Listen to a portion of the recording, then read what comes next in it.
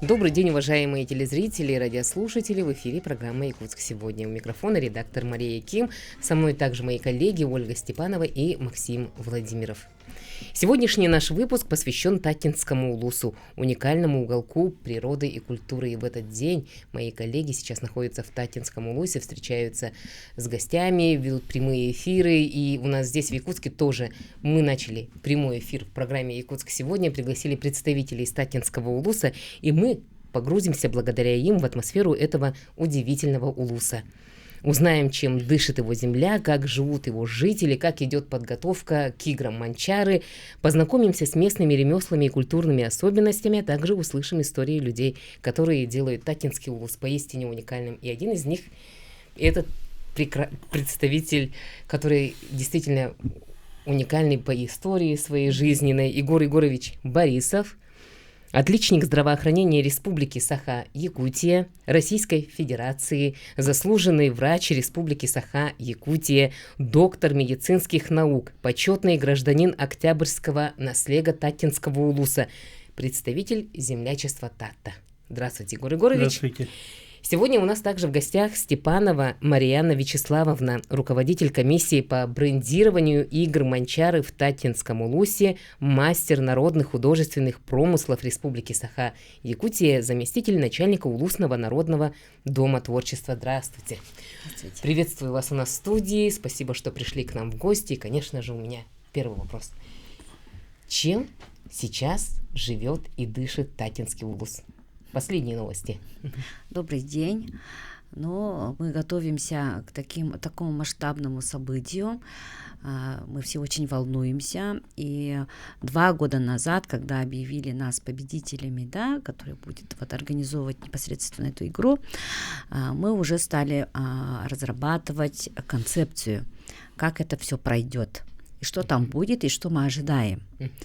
В результате работала большая обширная комиссия, туда вошли и, из интеллигенции культуры, учителя, производственники, потом креативные какие-то специалисты, которые работают в сфере IT, и мы сделали такой план, разработали, с чего мы все начинаем и что мы хотим от этого получить. Но самая главная цель – это провести такой праздник, где каждый участник себя почувствовал счастливым. Это самое главное.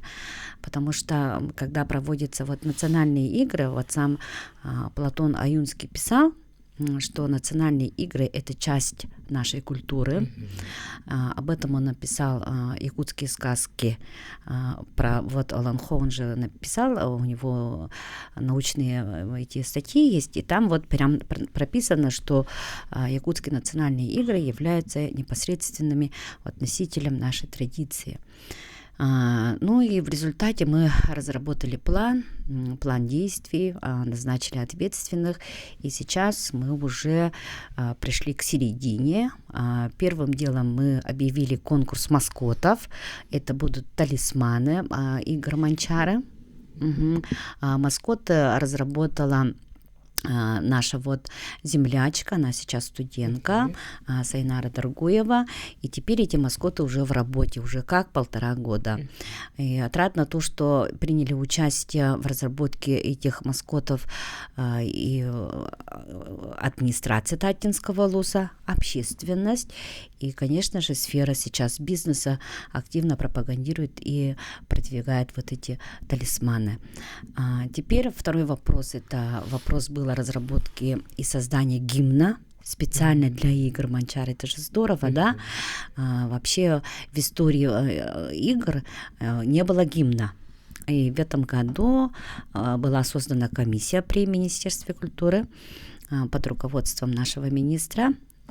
И выявлены победители, и теперь идет уже аранжировка и исполнение гимна. И еще самое отрадное то, что при разработке брендбука игр Манчары принимали участие непосредственно жители Татинского улуса. Они внесли свои предложения, внесли свои паттерны и традиционные, и спортивные. И в результате вот работала с нами тоже наш непосредственно земляк Иван Кычкин, тоже молодой архитектор. И разработали совершенно новые спортивные паттерны, что говорит о том, что вот каждый житель, каждая творческая личность внесли свою лепту в истории этих игр. Ну и непосредственно, конечно же, идет еще и мастера с нами работают, и мастерица тоже шьет. Ну, это тоже отдельный вот такой разговор. Вообще население, жители, да, со стороны оргкомиссии, конечно, работа идет. Ну, как население вообще очень воодушевилось, наверное, объединились? Да, конечно, потому что событийное мероприятие — это прежде всего сплочение населения, потому что мы в результате проведения вот этого мероприятия у нас появились новые учреждения, да, это многофункциональный спортивный центр, это здорово, да, для развития массового спорта. Это стадион, возводился новый уже стадион, он очень красивый, и название чудесное, называется стадион у нас Джолурьер Нюргунбатор. Тоже Аланха, потому что конкурс был, мы долго думали, и меня очень взволновало и радовало то, что именно вот имя Джолурьер Нюргунбатор прозвучало именно со стороны комитета спорта. Это здорово, не от культуры, а от спорта пошло вот такое. Мы, конечно же, поддержали. И на границе у нас, конечно, встречает Татинскому улусе Алан-Хасуд. Алан-Хасуд сидит, встречает всех. И, конечно же, все гости попадают в волшебный мир Аланхо. И жители сейчас готовят подарки для гостей игр. Мы уже приготовили силами учителей технологии школ Татинского улуса маленькие вот сувениры из Тальника. Конечно, да, Тальник у нас очень известный. Эрец Александрович, хорошо, он все это нам оставил, наследие большое, и технологию, и методику, как это работает. И, как я уже вот говорила, с нами сейчас творит и работает наш духовный лидер Борис Федорович Неустроев Мандар-Уз.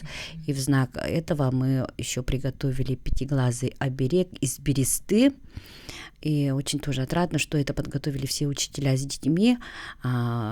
Общее количество 3050 штук. Это все бесплатно. Вот люди сейчас делают и творят. И теперь мастерицы шьют для каждого гостя тоже олбох, тоже тысячами исчисляется. Мы сейчас это все собираем. И это говорит о том, что Татинская земля обладает особой ценностью именно гостеприимства. Гостеприимство — это забота о каждом человеке, это любовь, это надежда, это вера только в светлое. Ну и мы разработали концепцию развития улицы брендов. У нас в Татинском улусе работает и сейчас творят много мастеров, и знаменитые мастера и в России, и за рубежом. Например, ученик Мандарус — это Сарыл Белюкин, тоже мастер-кузнец, обладающий уникальной технологией, уникальным почерком своим. У нас будет улица брендов по 12 направлениям. Это глина, это изготовление изделий из тальника, дерева, бересты, конский волос, сувенирная продукция, ювелиры, резьба по кости. Вот то, что написал Алексей Кулаковский, да, письмо якутской интеллигенции, там есть статья развития промышленности и отрасли, и там он четко написал все эти направления. Мы с 22 года держим это направление, и оно дает очень хорошие результаты, потому что это сырье, которое есть непосредственно у нас в наличии. Да. Из всего то, что ваша природа дает. Да, да, поэтому вот парадигма того, что человек часть природы на таких вот работах, она замечательно проявляется. Замечательная идея, да, улица брендов. Вообще это просто... Да. Я думаю, вы уже открыли дорогу. Да, я чуть вам приоткрыла такие маленькие сюрпризы, да. Которые ждут гостей Татинского улуса, когда они приедут к вам в гости. Да. Но мы хотим, чтобы каждый участник, вот я вначале говорила, да, чтобы каждый участник почувствовал себя счастливым, да, и понес с собой кусочек Татты, истории Татты. Но это, конечно, будет непосредственно мы будем видеть вот в работах мастеров, которые обладают уникальными узорами, уникальным орнаментом, которые в свое время Борис Федорович Мандар-Уз для нас вот сделал. Великое наследие. Да, великое наследие, которое непосредственно живет и работает. Егор Егорович, вы родом из Татинского улуса, вы родились там, выросли. Сейчас вы являетесь ярким представителем землячества. Конечно же, эта связь, она всегда непрерывна с родным районом. Здесь как вы работаете, как работает землячество, про это расскажите. Моя многострадальная, но в то же время счастливая родина Татта. В свое время это был огромный улус, Ботрусский назывался. Туда входили вот ваша родина Амга, Чурапча, Татта. Это один из сильнейших и могучих улусов Якутии было. А потом, по истечении времени, сначала отошел Амгинский улус, самостоятельность, да. Потом отошли чурапчинцы, и от Батрусского улуса осталось только Татинский, да. Далее, еще у нас, я почему сказал многострадальная она, потому что переживала очень тяжелые времена. В свое время, как улус, мы были ликвидированы и соединены к Чурапчинскому улусу под общим названием Алексеевский район.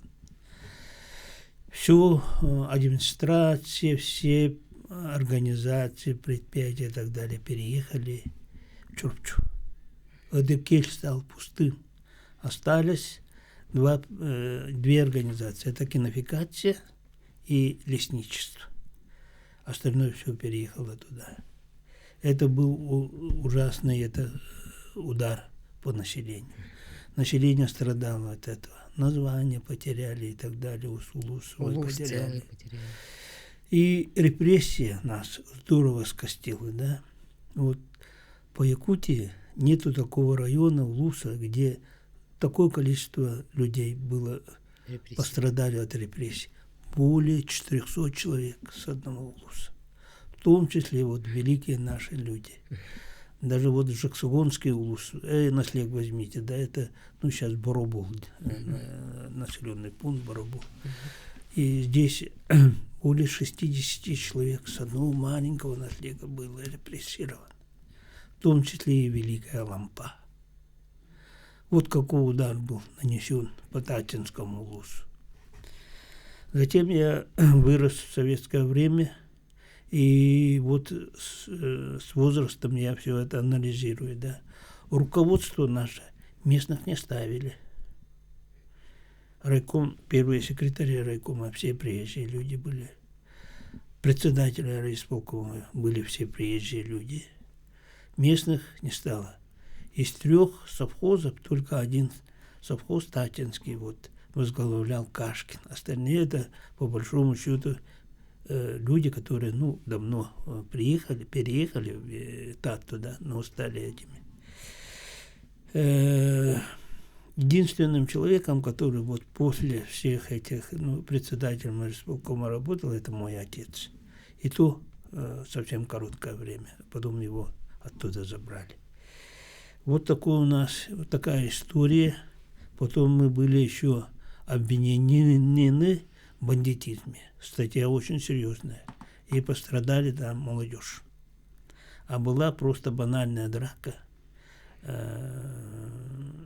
между геологами и местным населением. И один русскоязычный человек умер там. при драке. И все. За бандитизм статья очень коварная. И после этого был указ, секретный указ обкома партии, выходцев из Татинского улуса на руководящие посты не назначать, раз. Выходцев, молодежь из Татинского улуса, высшее учебное заведение республики не принимать. Это какой год был? Это 54-й, да, у нас был. Вот. И когда я в 74 году поступил в университет, стал оглядываться. Впереди-то у нас старших-то нету совсем. Из других улусов, вот преподаватели и так далее, видно, там люди со всех улусов есть, а у нас пусто. Вот так оглянулись. Мало совсем было. Вот с этого положения выкарабкивается наш улус.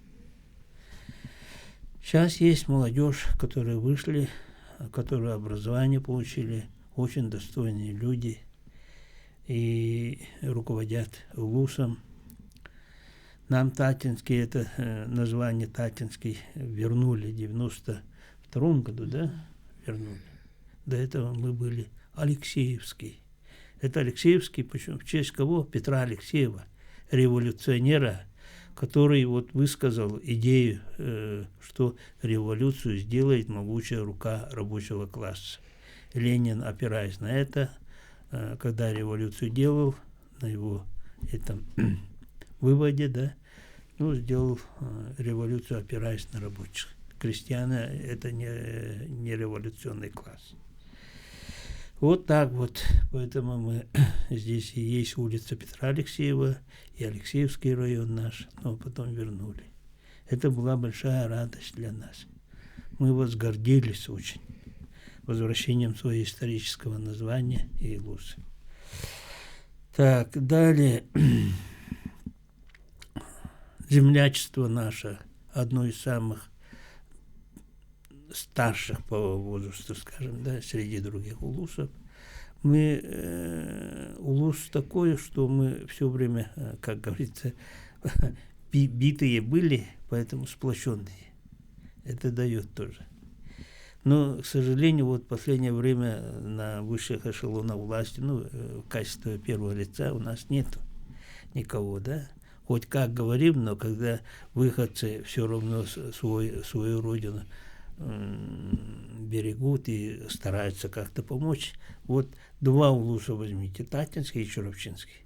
Это до истории Егора Афанасьевича Борисова были как бы это самое районы-близнецы и по территории, и по количеству населения, и по развитию, и по поголовью крупного рогатого скота и так далее, и по надою молока и так далее, как два близнеца. Егор Афанасьевич стал руководителем республики, Чурчинский улус получил очень хорошее развитие. Но я не осуждаю это. Это так и должно быть, наверное. Любой такой руководитель старается свою родину как-то, ну, не в роли пасынка, а в роли этого. В этом есть и плюсы, и минусы, но я в них не буду останавливаться. Сейчас вот насчет нашего землячества. Ну, землячество очень хорошо работает. Это землячество создавали наши старшие братья Сергеев, Василий Егорович, писатель Урсун. Они вот создавали вот это. И им помогали наши старшие сестры. Это Астра Дмитриевна Петрова, Богатырева, тоже вот очень активные люди они. Все забывают. Если скажешь так-то, они могут это, как говорится, и жизнью пожертвовать. Вот такая преданность. Такая. Это настоящие патриоты. Да, настоящие патриоты. И вот они поставили нашу организацию на ноги, и с тех пор продолжается. Сейчас вот у нас новый руководитель, это Аршаков Владимир Владимирович, зам главы города. Он очень хорошо работает, тоже тактично. Мы всегда с Родиной рядом. В трудные минуты, в радостные минуты. Они тоже местные нас постоянно приглашают, почтуют, да? Да, обязательно это да, надо. хорошо. Это очень Трудное чувствуется. время поддерживает очень хорошо. Вот у нас буквально сейчас, Егор Егорович, 20 минут пролетели. После рекламы продолжим нашу беседу.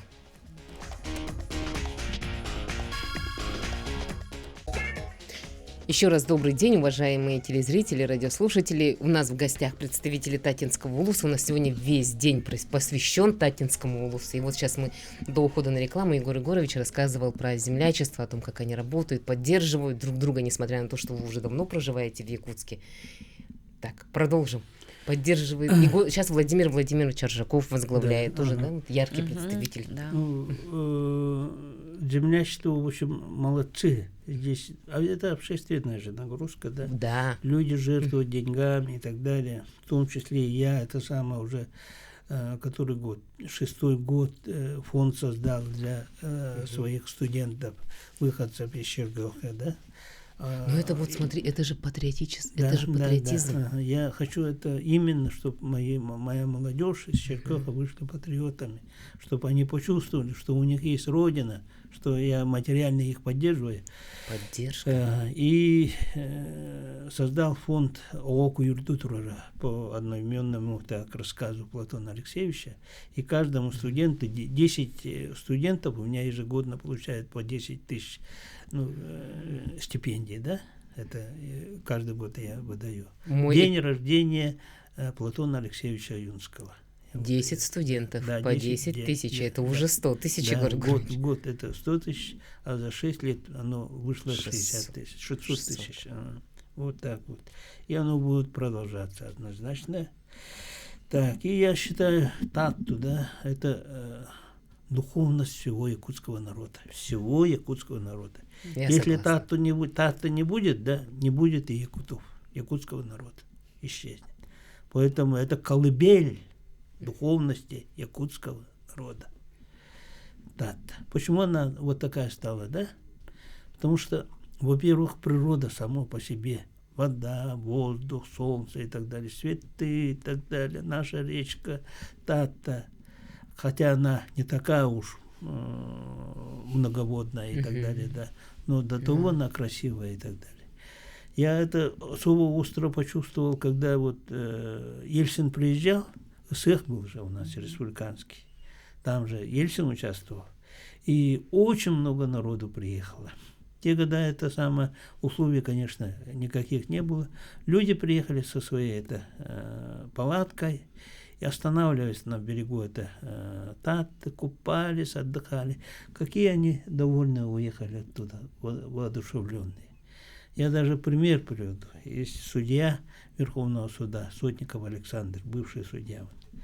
Он в свое время оканчивал школу в Икеле. Он вот через сколько, 30 лет, 40 лет, наверное, вот почему-то в такое время он не был в Икеле, а потом приехал в Икель вот на этот ИСЭХ. Тоже палатку поставил, со своей семьей приехал. И он меня рассказывает. Я всю ночь не смог уснуть, говорит.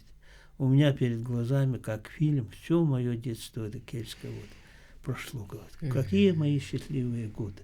Вот какая любовь у людей к родине, да? И какое вдохновение дает вот Татта людям.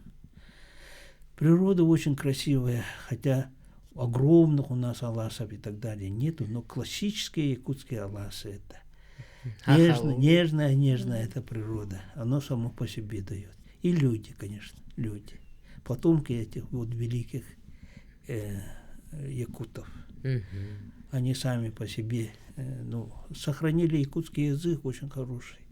Я радуюсь, очень много писателей стало сейчас, поэтов стало очень много. Художников. Да. И вот сейчас я хотела бы перейти к Марианне Вячеславовне. У меня вот почему я хочу вопрос по ремесленничеству и промыслам задать, потому что вы являетесь мастером народных художественных промыслов, и вот сейчас, в наше современное время, какие ремесла, промыслы, какие традиции вы до сих пор поддерживаете у себя в Улусе? Ну вот Егор Егорович отметил основные элементы, да, ресурсы, которые мы обладаем. Это, конечно же, и культурные ресурсы, природный ресурс. Это у нас богато музеями Татинский Улус. Да, Татинский Улус уже сам по себе музей. Да, это большой этнокультурный парк, можно сказать даже, да. Также богато ресурсами именно в плане мастеров, которые обладают уникальными технологиями, древними технологиями. Например, из бересты у нас занимаются вот именно на таком высоком художественном уровне. Это общественное объединение из Боягинского наслега под руководством Прасковьи Барнашовой. Занимаются устаттинцы под руководством Матрёны Малышевой. И из села Дебдерге. Там уже стали заниматься уже именно по технологии обработки бересты уже на высоком уровне. И как вот писал, конечно же, Кулаковский, мы хотим уже, видим это, пустить уже в поток. У нас такая цель даже есть скрытая, чтобы каждое изделие народного художественного промысла, чорон, катыя, туиски, были в каждом доме, как хранители традиций, как хранители истории. Это как благодарность нашим потомкам, которые вот нам это оставили, вот такое чудо. Вот это из бересты. А тальникам, вот я, как уже говорила, очень хорошая вот работа ставил нам Эрнст Александрович Алексеев, который, ну, по-якутски талагаллаппыта. Это когда тальник запел. Это тальник запел, да. Это и наши знаменитые табуреточки из тальника талахолопос. Это знаменитые наши игрушки из тальника, коровы, быки. Дети играли и целые стада делали. Это же какой посыл был, да? Пусть у тебя будет целое стадо коров или целое стадо лошадей. Вот. И эту традицию, конечно, мы хотим возродить. По статистике в Татинском Улусе то же самое высокое число у нас табунов лошадей. Это тоже о чем-то говорит, да, где народная... Якутия по Дальнему Востоку, Татинский Улус по Якутии. Да, где вот по традиции и ведение хозяйства, и ремесло, они идут бок о бок. Ага. И, конечно же, это выплавка железа. Выплавку железа у нас делают и в Байге, и в Устате, и в Черкёхе мы делали, и в Итыкюле в этом году тоже хотим, ну, часть какую-то показать, потому что людям это интересно, как куют ножи, как куют из железа что-то, да, выплавку. И, конечно же, глина. Вот горшечная культура, керамика, конечно, она была первая. И наши археологи, дети из детского лагеря Ника под руководством Михаила Михайловича Винокурова нашли осколки этих керамических сосудов в местности Чаранг в селе Чемнае. 4 или 3 года тому назад нашли, это воссоздали уже ученики, мы оттуда получили прекрасные рисунки тех времен. Приезжала специально к нам Баравина Розалина Кентьевна, она забрала с собой эти осколочки, чтобы сделать историческую справку. И по гипотезе эти осколочки появились 8 тысяч лет тому назад. Это говорит об архаике уже, да, о древности этой земли. И эти узоры тоже будут использованы в наших паттернах, в спортивных паттернах игр Манчары. Они тоже использованы. И вот видите, спорт, культура, история, традиции, сейчас все будет работать воедино, как одна большая картина. Ну вот как вы все так хорошо взяли и все воссоединили, да? А вот где вы вот нашли местности, ребята, а там не планируется начать раскопки? Не, ну, тоже уже интересно, Егор Егорович, чтобы делать археологические раскопки, нужны, конечно же, отдельные документы, это отдельная работа. Они нашли то, что лежит на поверхности. Вот надо вот, да, Да, это надо вот уточнить. Это то, что лежит на поверхности, уже можно как-то вот с ними работать, исследовать, да. А то, что делать раскопки, это уже большая археологическая работа, это уже, конечно, требует юридических каких-то моментов, решить какие-то вот юридические моменты. Конечно же, это и ученый совет должен там работать, состав большой. Но есть уже интерес, и я думаю, будет уже какие-то же результаты будут.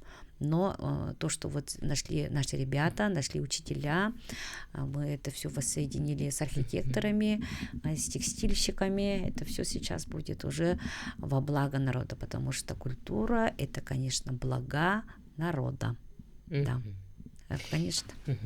Я вот, знаете, когда ездила в Татинский улус, я много уже районов посетила, туда ездила, сюда ездила, ну как-то так, кто-то меня вдохновило в плане каком.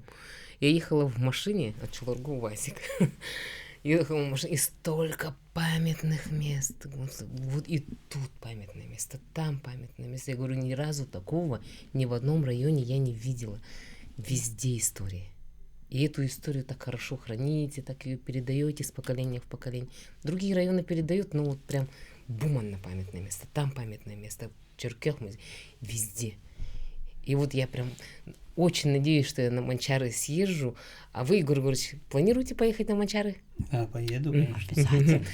Уже вся подготовка полностью у вас идет. Ну, я так понимаю, землячество, наверное, уже все поедут, потому что это вот вся непрерывная связь. Да, они сейчас здорово нам помогают, собирают средства, группируются, да, потому что я вообще прям... Они вот молодцы, потому что вот такие праздники, они проводятся не так же часто, да. Я вот говорю, давайте соберемся. На родине, на нашей родине будет такой замечательный праздник. Давайте его проведем достойно, чтобы каждый участник был счастлив. Они говорят, ой, давайте. Ну, да, надо вот подходить к этому позитивно, подходить к таким вопросам уже в плюсе, да, потому что после таких событий обязательно остаются очень хорошие результаты. Ну, то, что Ельцин к нам приезжал, и после этого у нас суверенитет был, уже об этом что-то говорит, да, это было самый большой плюс для народа, для нашей республики. Да, и мы считаем, что вот такие именно мероприятия дают положительные результаты именно вот в патриотическом плане, да, сплочение людей, очень такой высокий рост творческого развития. Мы сейчас вот видим, да, подготовительные работы, большую работу сейчас ведут именно наша молодежь, и мы очень гордимся этим, потому что молодежь стала наша вот именно обладать очень такими узкими специальностями, как искусственный интеллект в отрасли IT, в отрасли архитектуры, в сфере визуализации, там это видеографы, фотографы, кто-то пишет, кто-то мелодию дает, это просто космос. Я от этого очень рада. Ну, мы все рады от этого, потому что мы уже видим результаты, которые вот непосредственно работали уже несколько лет. Егор Егорович несколько лет вот именно поддерживает молодежь. Я думаю, это тоже дает вот плоды, да, и несколько раз приезжает к нам, в год несколько раз приезжает в Татинский улус, дает встречи, презентует книги, именно работает по духовному развитию всего населения. Вот с этого места поподробнее, Егор Егорович. Так, ну это я, в общем, сам-то медик, врач. И так скромно, да, вы Республики Саха-Якутия, Российской Федерации. 58 лет, когда мне исполнилось, да, под влиянием Андрусова Виталия Тимофеевича, моего старшего брата, я решил себе подарок в 60 лет сделать и написать книгу. Почему я решился на это, да, Виталий Тимофеевич сказал, если ты напишешь книгу, это ты оставляешь на веки веков память. Написано не срубишь, говорит. Вот. Самая хорошая память о человеке – это книга. И что-то это мне крепко засело. Я решил это самое написать, и что получилось у меня? Поэма получилась. 168 страниц. Ну, вот, как видите, это Да, все. поэма. Это самое тяжелое, это, трудное направление. Ну, вот так получилось. На сегодняшний день у меня 4 книги. Просто хотели на юбилей сперва себе сделать. Да, и в итоге 60 лет я сделал себе подарок такой, и потом вот вышли книги. 4. Кстати, на днях я участвовал в конкурсе республиканском «День охотника». Один рассказ и одно видео, тоже по моему стиху, дочка моя смонтировала, а звукозапись сделала 10. Это, оказывается, я где-то 10 лет тому назад это вот написал. Светлана Диадурова, у меня эта передача у нее была, и вот она выпустила вот это. И две работы мои заняли вторые места. Там и там. Вот, Поэтому тоже я рад, благодарна даже, да, когда оценивается результат. Там матерые люди участвовали. И это самое. Вот так вот. И я, конечно, презентацию своей книги всегда делаю на родине. И вот одну книгу мы написали с Афанасием Семеновичем Федоровым. И нет истинная вера якутов. Цель, задача у нас была, вот на сегодняшний день у нас 3 направления есть в республике, наша якутская вера, да. Чтобы их объединить, мы вот написали такую книгу. И эту книгу вот татинцы молодцы, мой младший брат Андрей Джурович Данилов, он спонсировал. И выпустили мы 2000 экземпляров. Все это мы раздаем бесплатно. В том числе я 2 раза отправлял в СУО, где нуждаются ребята в вере. И эти самые такие, основные понятия там есть. Поэтому это мы отправили. И сейчас по школам езжу тоже, дарю, по нафигам езжу, дарю, чтобы люди пришли. Опора, чтобы была. Опора. Если опора будет, мы не исчезнем никогда. И силы веры, я понимаю, да, это со всей Вселенной энергию берешь. Энергию Вселенной. Мне это, кстати, очень импонирует. Огромная сила это. Мы, человечество, знаем только маленькую толику энергии Вселенной. Остальную часть не знаем. А есть очень огромные силы. Вот параллельный мир, да? Там огромная сила тоже есть. Оттуда можно брать. Поэтому мы, якуты, должны к этой вере вернуться. Хорошо, что, да. В общем-то, около 400 лет, уже в 1932 году у нас будет 400-летие воссоединения к России. Вот 400 лет мы жили под влиянием 2 вер, да? Егор Егорович, Марьяна Вячеславовна, огромное спасибо, что вы побывали у нас в гостях. Я чувствую, что с Егором Егоровичем можно сидеть тут часами вообще и разговаривать, обсуждать о многом. Но, к сожалению, наше время подошло к концу. Спасибо большое и до новых встреч.